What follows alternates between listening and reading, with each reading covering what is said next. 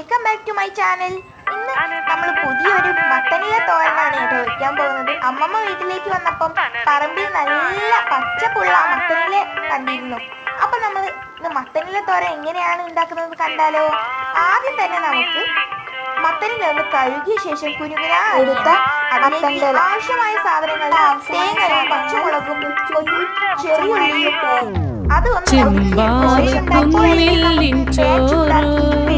നിന്റെ മുത്താരം മുല്ലപ്പൂച്ചിരിയോ